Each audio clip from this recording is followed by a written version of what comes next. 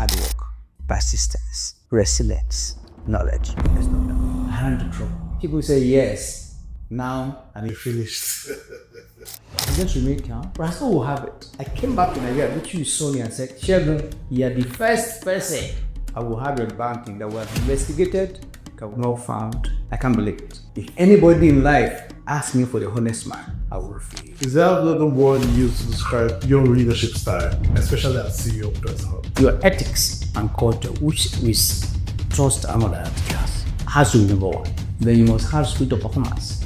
I don't like lazy people, or people try the game the sixth time. Few people should do their work. So ethics, hard work. The third one, who should be.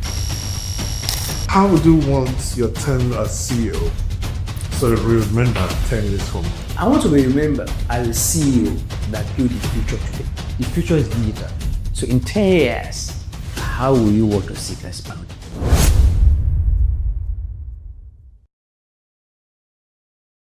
Wow, it's a beautiful experience to be here in Lagos, Nigeria, with an amazing African leader, the CEO of First Bank Nigeria, Mr. Olusegun Labioso. I have met him a few times, and from a distance, I see such tremendous leader, very inspirational, very humble. He doesn't like to say it, but I see it. And it will be a beautiful experience to get to meet him and talk to him. So thank you so much, Mr. Labioso, for having me. Thank you so much. And thank you for the invitation and the comfort here that I've received since I came here. We'll go straight very quickly. Your career spans decades in risk management and corporate banking. And you very unassuming, but no doubt the leadership of the bank believes that you're the man for the job at this earth. What has been those values that's guided your career so far?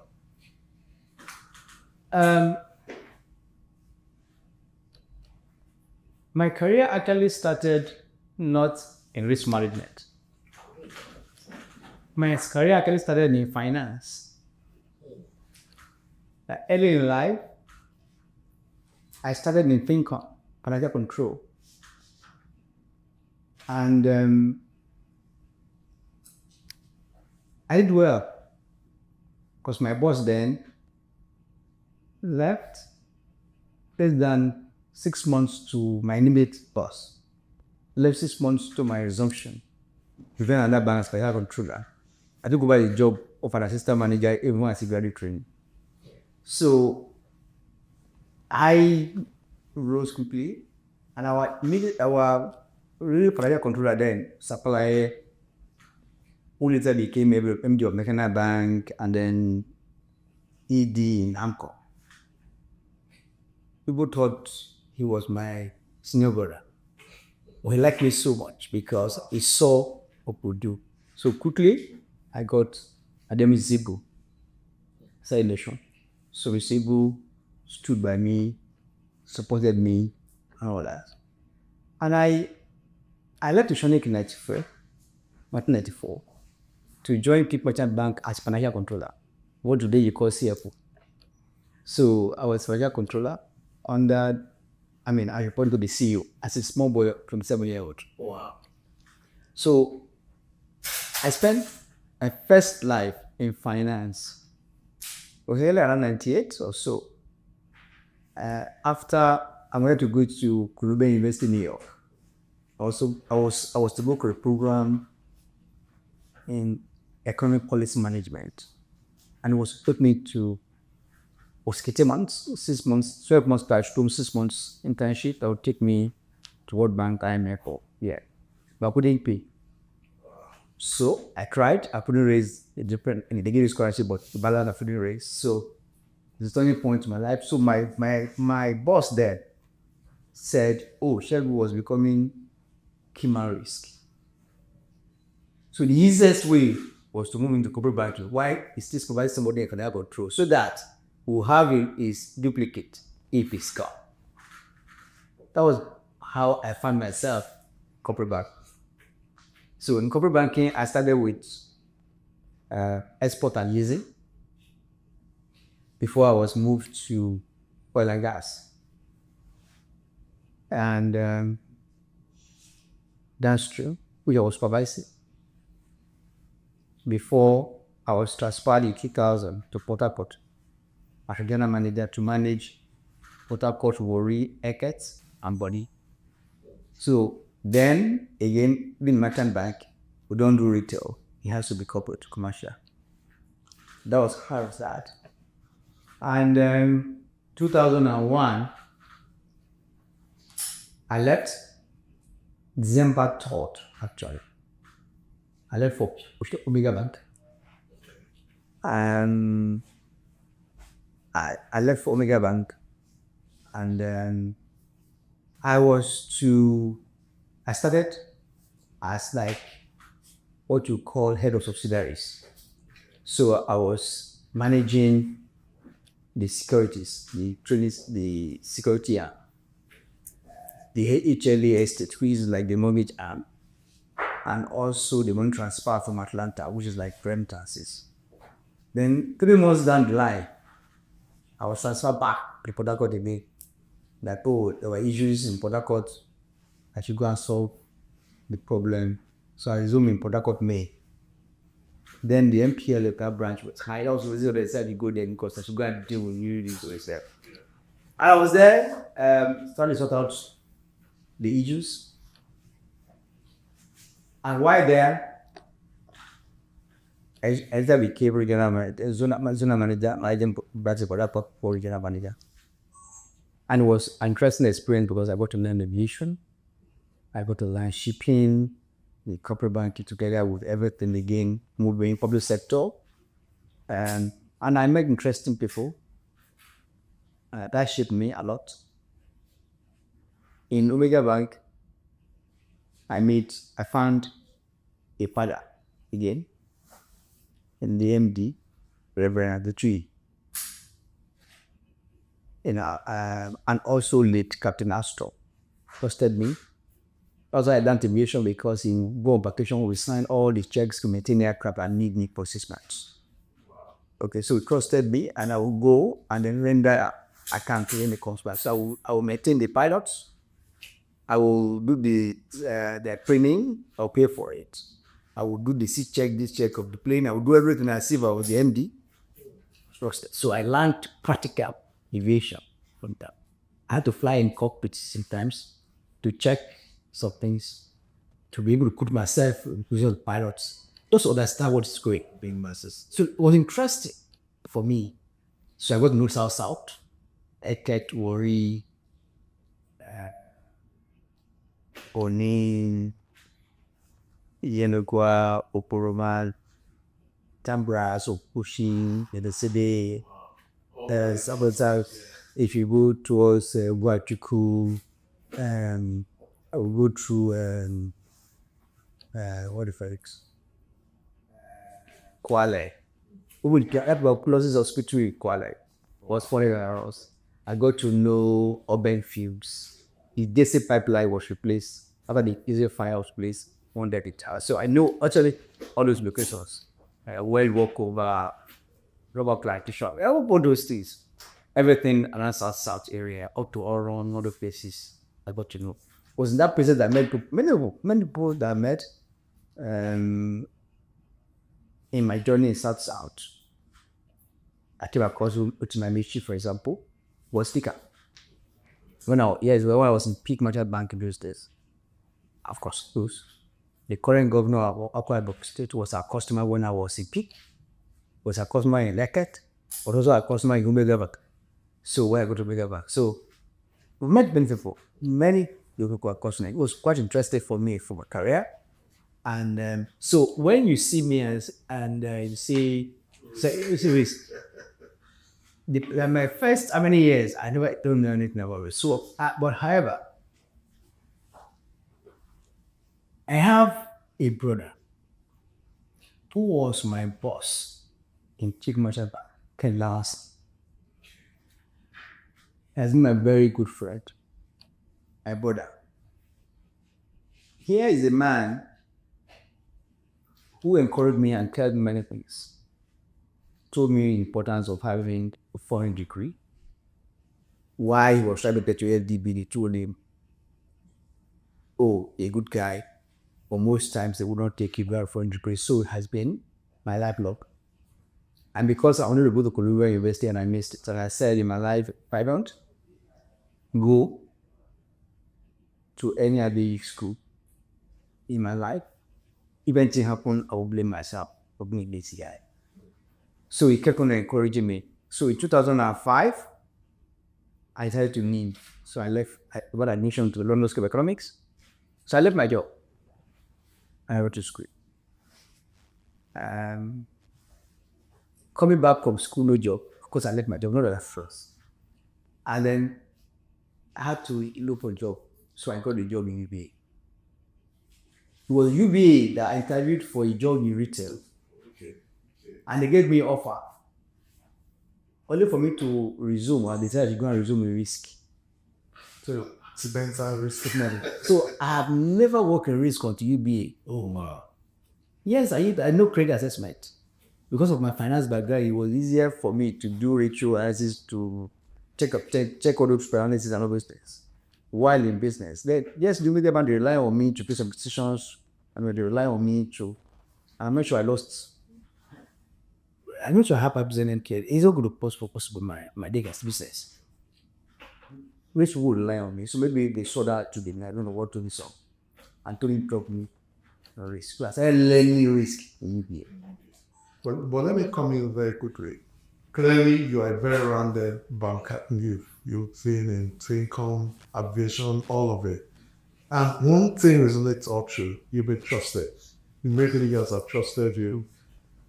But I'm sure it wasn't always rosy. What were the challenges? Have there been challenges? Of course, there have been challenges. I don't lie. That, I mean, showing for the long truth. I was first truth because I walked into a class one day. I told somebody that no class. Good morning class. I was a teacher, carrying on an accountant to some of my police who were senior. And some took offense, say this young boy just want to be present and say, good morning class. Those are his mates.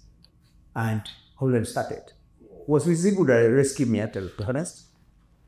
I was able to console right. Still, I had that. A big merger band, yes, I ran into trouble many times. When I was in Port Harcourt, I said something that was not good. And I felt things were very wrong. And I approached my seniors. I threw them off. Told them, this I will never support ABC. I don't do it. It'll be happen. No repeat. And when I turned to the other side, I moved. When I was moving back, I ran into trouble. This time around. People say yes. Now, when they said For your job to be finished. but I just remain calm. But I still will have it. Remember, I literally knew they finished me. That this boy, they will get this boy. So he was so smart. He knew they've set up trap for me. So they people to DC to actually. I went to DC. And in DC, he knew that they would finish me that DC. That he knew the game. But as M did up, he kept quiet. Well, he set off an independent team in that DC to do an minority report. So when the majority ruled there, he knew that this boy was finished. He just put the minority report and say, no, dismiss their report actually. What they have written, he doesn't go to case this boy. That's why he said me. Otherwise, they would have finished me. But again, that's why I said It was a conspiracy. It was very small, something. So when I now, if I don't kill him, I will blame. And I compared me. There was one particular event that happened that was terrible. I wrote him a personal letter, not an email, not knowing that he was traveling. In that letter, I was in Port Harcourt, I sent him that letter. I told him I would resign. I told him what would happen and so I was conversation. Unfortunately, he went on vacation and the acting MD put in my letter. So the acting MD saw everything I was discussing with him. So that was real armor that this boy, yeah. So I knew I was in trouble. But good thing, I managed myself out of the crisis, and then I was sick. It's okay. Well, there's something. When I went to school, it was not life. People were wondering where I got money, where checking. And it was very rare for branch managers to leave without having people things they're hiding or people or probing people. They sent a first set of auditors to my branch. They called everywhere. I go to his alive. I don't know. Not. They sent the second batch of auditors. I was already in London, so I could not have been there to check my words. They did another forensic, ran everywhere. Nothing. I said, I don't do tech kiting. I don't have anything, man. Even my allowance as a brand manager, I don't even go out to eat. No talk of. So no talk of overspending and having some petty cash. We'll give money. I don't have time for that. Semi-coco. That's not a proper one. When they finish, nothing. I came back in Nigeria, which you saw me and said, Sheldon, you are the first person I will have a banking that we have investigated, that we not found. I can't believe it. If anybody in life asks me for the honest man, I will refuse. That's amazing. That was my. He's still alive. He's vulnerable and unconscious. So you can salute it. And I think that runs through all you said. Integrity, honesty, and it's not surprising you have issues with some seniors. You have. Oh yeah. But again, integrity won. But then let that bring me to my next question. So I'm already seeing a trait in your leadership, I could say, but is there another word you use to describe your leadership style, especially as CEO of Port Harcourt? Well, I always tell everyone that I'm very transparent, open, but I have three principles. You must work. One, your ethics and culture, which is trust and other teachers, has to be number one. Then you must have spirit of performance. Yes, because throughout my days when I was in Pincon, Pincon people, they close late, they resume early, they work 1 hours. When I was in UBA, I'm sure they can count the number of days I left the office before 9 p.m. When I was in UBA, they can find, even the woman selling oranges downstairs knows that if I've not, she will still be there waiting very well. I will buy already when I'm going home. And she will be there to mean that waiting for me, knowing really well that I will still be in that building. If I travel, she knows I've traveled because she waited, if I waited to pass 10, I do not come up with that. This man was not in the office. So actually, I have work. And I come to office better than us at this. Then, to ensure that I clear my desk. Well, you did come on Saturdays. So to ensure I clear my desk. I don't live in the island, I live in the mainland. But I just have to because I felt we should work. So I don't like lazy people or people try to game the system. I feel people should do their work. Yes. And work very hard. So ethics, hard work. The third one, I feel that people should be, let me not say polite, but people should have a cultural span for respect and so they are subordinate. I mean, being open and how do you define it now? Engaging. Because at the end of the day, we're all human beings, and the more you listen to people, the more you can solve their problem. By being a boss and closing your eyes or drawing the lines and making your setting accessible, you're just making job become for a less person. Because so many things you can resolve deeply. Your person can resolve many things. But being a boss and closing your doors, drawing the lines, anybody is scared of you does not. So I have always in my life benefited from my bosses, and I always made myself available to my people. Wow. And if I tell you how it has worked for me in my life, it has done with excellence. So that to me, those three things are because I feel that's part of it. People will say, oh, why not? I say, okay, could be professional. Can you choose what being professional to qualify or as a professional?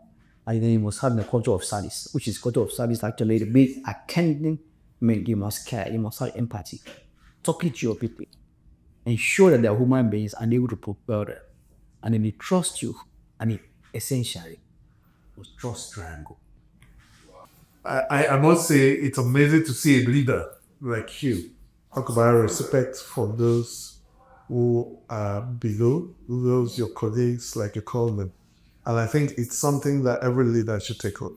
And like you said, it's affected your journey in a very positive way. Not just the good relationship you have with your bosses, but I see it here.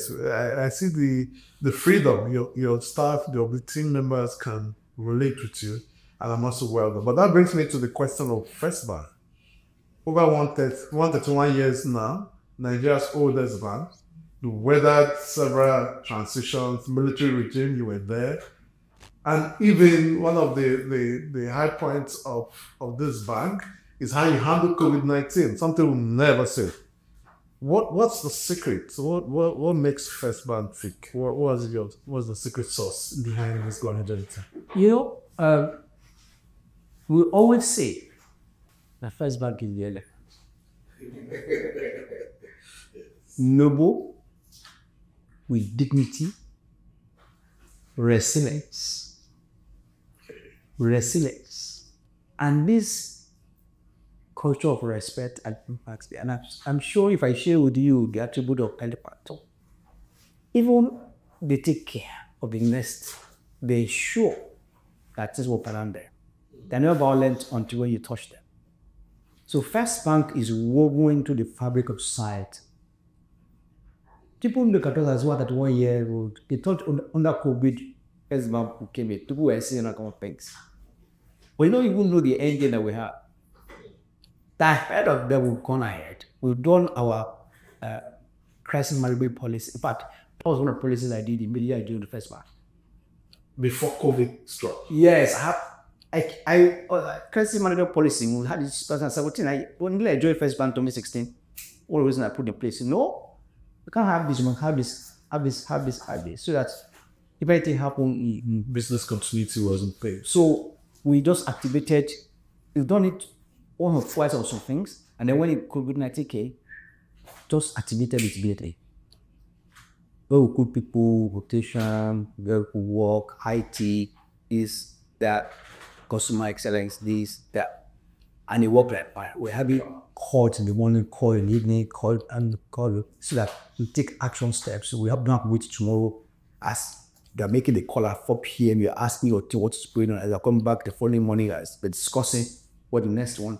So you were watching, gaming, coming back, so that, and then you lock down things. Then we set up medical facilities. We imported. We actually got the first level of intention of ourselves. We got everywhere. Yes, to have our staff have medical facility around the country. I always staff that I know died. There was a guy in Kano that died. He thought it was malaria, and the guy did not report on time for medical support. Before we knew what was doing. We had to now have lost. The single star. We were in Lagos. Prepared. People that have COVID, we had hospitals where we take them to any sign, in fact, my predecessor actually got this method. He had something, one person from the US.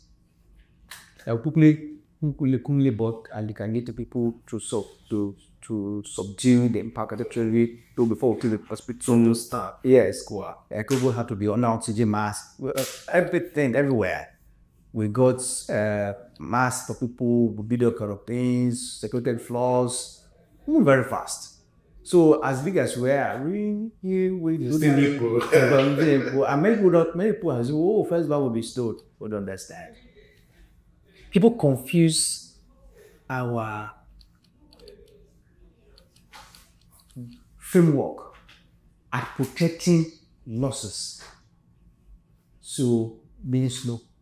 But you don't understand. But people that understand knows that your framework is to prevent loss of money by our customers. So we put controls in place. To zero their story, they will ask for processes. Okay, if I'm onboarding the vendors, you see, oh, first man process take time to ask you for A, B, C before they onboard you as vendor. And you'll be complaining. But we say no. It's for us to have all the information that will know that if a regulator asks me today, I should bring 8. I must find it. Other people might not, but I must find it. You find it. So I You have must structures in place to So ensure. those structures are all put, but people don't understand that it saves you from adversity. And that's what has helped us. Our structure, our governance framework is very strong. So if you say 130 years, our structure and governance framework is It's the core. okay, and the culture.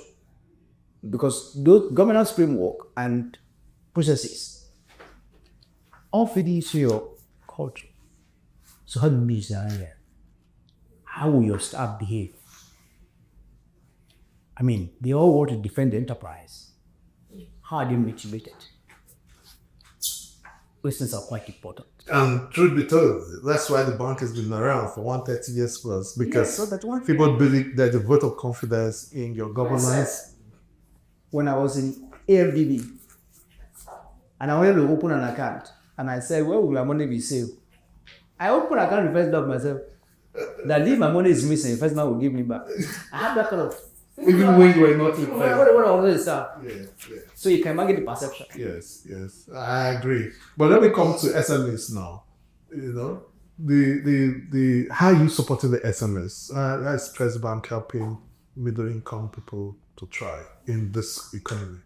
Okay, so if you take away the corporates, how many corporates do we have in Nigeria? So when you take away the corporates, it means that virtually everyone in Nigeria, the bank with me is SME, and have something to support them. So you have different products. We even have product of gender, first year. Even as high as inflation is in Nigeria, we're still giving money at 9% to women on our first year. So we have product first trader solution, we have the FPO financing, reverse canting, we bought and guarantees for them, so they'll come under the development finance for those things. We give agency banking, for example, we have the target agency network in Nigeria, almost 300,000. Wow. Yes. So I will give agent credit. We allow them to even withdraw them, take care of their people. We have first advance, we have first credit, allow SMEs to borrow on the go. It's an app, just borrow on Google Credit and others. And very big about that across markets. So that allows us to meet people's need. We even have cooperative, we do cooperatives. Cooperative loan to ensure that who working, coming together can even empower themselves. So we have them across. We have all kind of products. Healthcare, schools. We have first they do. This is from school. They have for healthcare and hospitals. We have for medical equipment. We have all kind of You actually are pushing everywhere. And I'm excited that you have the 9% single digit. That's amazing. I mean, and DFI is aware because they actually came on mission last year or so. We were here, and I've just think one of my colleagues, Ismail, work with them actively and currency. They work actually with that, and they also all that we do in the market. It's quite important for us. Okay, excited. Let's talk about the 44 story quickly. We're almost rounding up now. It was all about the names. The 44 story. What's the philosophy behind it? What's beyond steel and glass? What does it represent for First Bank? Number one. Just number one. If you see the structure of that building, is one. Just check it. So That's it. It's one. like figure one. Go on. It's an iconic building for us. And it's to define us. Good. It's really talking about First Bank. So, stability, resilience. You just check the design.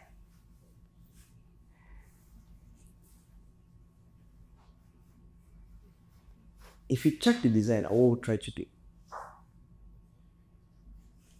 is to bring modernity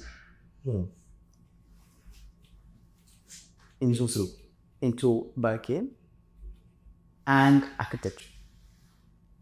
Modern architecture. So there's innovation at play. There's It's innovation, future thinking, and resilience. Indeed, even when you look at the glasswork that you're going to sell, and you will see that you're actually preparing for the future. And that's quite important for us because where we have 131, by building which is 43-story building. Today, First Bank operates from about 6 locations in Lagos area. Our Mr. Office, we have other 5 areas we operate from. So if you have that building, you are not likely to operate from locations. You might have to operate for 1 or 2 or 3. Then the bank will expand. Today, yes, you can say Nigeria, but bank will expand more than this. Businesses are growing. You need people. So people will say, oh, the world is digital. Why do you need the big office? Computers never work on their own. Human beings again are computers to work. Yes. And so you must get people to operate them. If you ask anybody what will be the failure of AI, the AI will be as good as the person that trained the AI. Is that not correct? So it is whatever you're thinking today that is going to use to mimic. So it means that you must have good guys working field, and you don't have the fake processes. Banking is a service.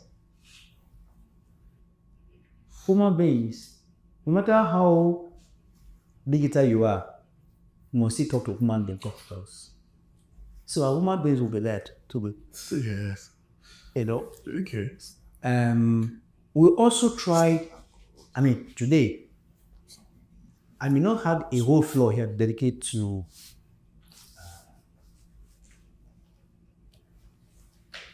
babies, their mothers and other sides. Wants to also ensure work-life balance and what's there. So all of that is taken into consideration. So you have places where not the mothers can breastfeed their babies and take care of mothers. We also have shopping mall so that people don't have to can come at the shopping mall there. You'll be theater room so we can take lectures. We have other people we can. So it's also a training hall. But you can have many things. In there. Event center. So that if I do now, I'm already looking forward to that. if I try, our AGM can carry it there. Yeah. Some of our end of year programs we can build them there, big meetings and all that. Instead of going to hotels and all those things, can help do them there. They have rooms that can take 50 people, 100 people, or meetings standard. But you see, actually, you man. I just want you. Just go to Baki's Canary Wharf. Yes. Go into that thing's Canary Wharf.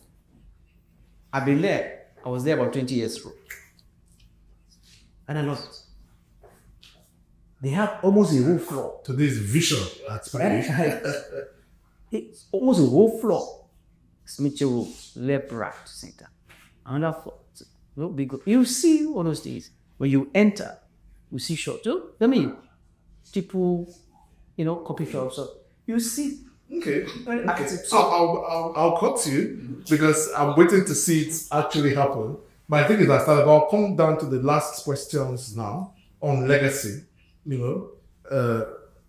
How would you want your tenure as CEO so that we remember 10 years from now? I see an organization that's built on pedigrees that resonates with what the First Bank brand has been. Like you said, resilience. And even me, my very first bank account was the First Bank. I had very small money. Where did I think I had that faith? I think it was First Bank. So I agree that that's the brand promise and you haven't failed.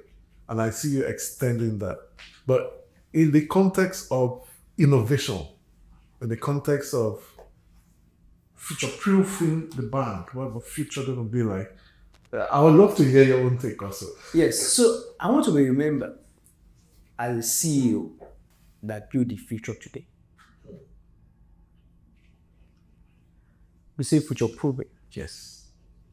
There are several elements to it. The future is digital. So in 10 years, how will you want to see First Bank? Phoenix Park. So the foundation has to be very strong. and move very fast. 2, we must refresh and reset our culture. The enduring culture we have, the culture that will ensure that we continue to live for the next 100 years. We refresh, we reset. It truly says, when the Bible was said 100 years ago, the culture was different. But the culture of society was different. Today, the culture of society is bold. Not even a bold alone, is becoming dangerous. So we have to shape them in here. How do you explain a society where parents are celebrating their kids or doing yahoo yahoo? In those days, a parent would cane you. If you bring shame to the family. For even making mistake, if they drop 1 naira and you pick it, the parents will react. Today, parents will go and give Thanksgiving and say, my pikin don't jam. So, and what will recruit that person into the bag? To jam other people's money. Right? Society. People lack respect. Some people think violence wins.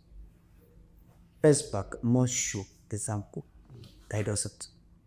So our culture, so when you are coming from outside, when you get to first bag, you must know, we must tell you the right thing and the right way of doing things. Those things are quite important, that fundamental, but those are things that will keep you. So the things that will keep an institution for a very long time. Like I said, culture, it's strategy for breakfast. So innovation is quite important. Culture is very important. And of course, the two of them combined will drive performance. So for me, I want to be remembered as CEO that built the future. Wow. Okay. Also, so we have 4 or 5 short questions. 1 word, 1 answer is done. 1 word to describe yourself. How do I describe myself? Well, I'm a preschool person. I'm a professional. Principled and professional. Awesome. Awesome. What's your morning routine like? Oh, I wake up, I say my prayers. That's number 1. And then then exercise, and then aerobics or having my treadmill or something. And I grab my breakfast, usually fruits. Oh, wow. Okay, that's breakfast. Then I'm off to work. Nothing. I can see you're grounded in spirituality. That's awesome. I'm tempted to ask a question where faith connects with leadership, but for another day. It's also a good one. Okay. I grew up in a family. So let me say this. I lost my dad before I was 10. Oh, wow. But my dad was my best friend when I was young. I was his first son. So you know fathers and sons in those days. The way you were. So my father used to take me everywhere. When he's traveling, he traveled with me. I remember there was a time he traveled without me. I was sick before he came back. So he couldn't even handle it. He had to take me around with him. Going to church, he was taking me to church as early as I could walk. Wow. That's my dad. So we'll go for morning prayer. That 5:30 a.m. I'm kind of. The father would take me along with him. We were together. So when he's waking up, good kingdom. So, yeah. So early in life, that was it. When I lost my dad, I had to stay with my uncle. So my uncle already imbibed my father's this thing. So you will have to wake up in the morning, 6 a.m. All of us must have morning prayer. 6 a.m. And everybody in the house. And by 9 p.m. at night, we must have another prayer for sleep. So I learned that as a small boy. So growing up in life, It has stayed the two. it has to stay because that was really. Did it have any positive effect on your leadership? Would you say any of those values? Of course, he allowed me to be able to separate reality from vanity. And so so many things that would not make sense to me. True. So because of a background. Wow. I'll take this up another day because it's really, we believe that faith, and I believe in it too. And when I see leaders who have faith and can draw on the virtues of faith in their leadership, it makes a difference. I've seen it consistently, and you're just collaborating it again, that those virtues actually can make a difference in your leadership. But well done, thank you. Biggest misconception about bankers, what would you say? Yes, people think bankers are. Some will say they're arrogant. Some will say they have too much money. Some will say they steal money, they're corrupt, they're this, they're that. But I don't think that is correct. Bankers are actually also conservative. Okay. And enough. Because if you don't trust them, can't put your money with them. So that people to be trusted, conservative or guided, disciplined people. But society will see profit from banks and think all these banks were with thief, right? And they see banks, because banks also pay good salaries. So in society, there will be rich guys that you see around. So the first perception is that people will be arrogant. Hey, it will be this, it will be that. Generally speaking, when you have money, they tend to be arrogant also. But not everyone will be arrogant. Or it flows with confidence, right? So people will think about that. And these are some of the problems that bankers face in society. Okay, great. You represent a new breed of bankers, I would say. Humble, not arrogant, and all of that. But thank you so much. Book or quotes that changed your life. I've got 2 more to go. Growing up, I read a lot of books. But there's no other book that is as strong as the Bible, actually. Because each time I read, I learn lessons. If you read, not because you want to memorize or anything, but to teach you life lessons, you read. The other book I've read, and I'm sure you will have read it, when I was in LS, in a political economic law school, yes, in a political economy class, you will seek as you see. Like be asking yourself, where have our leaders been all this while?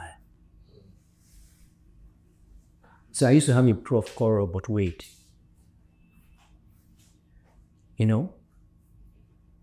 And he will be talking about economic development and the issues. So read this book called Landis by Landis. I think it's The Poverties and Wealth of Nations by Landis. It will be clear to you where we are, what we find out where we are, and how to develop it. Landis. And you Wealth and Wealth of Nations. Yeah. I think those two books, the Bible and our, was allow me to understand life. But there are some things that we in Africa stay here and pray and say it's a prayer thing. And people deceive us that they are prayer thing. They are particular things that you can just reason through. It's like election. It's not prayer. There's no prayer. you don't need to pray, just choose. Okay. Second to last now, or last, should I say? If you had 60 seconds to speak to the next generation, if there's one message to speak to young people of Africa, what will it be? Integrity, hard work, persistence, resilience, knowledge. There's no way. There's no other way. And there's no other way apart from this one. There's no other way. Thank you very much. I think this brings us to the end of this conversation. I wish I had more time to talk more. And I see you have a wealth of experiences to share from. But thank you so much for this time and for what you represent to the future generation of young African leaders, not just in the corporate world, but also as individuals. You're very grounded in spirituality, in integrity, and in consistency. And I want to say, I enjoy inspiration from that. But thank you very much. And thank you so much for viewing. Thank you and have a good day.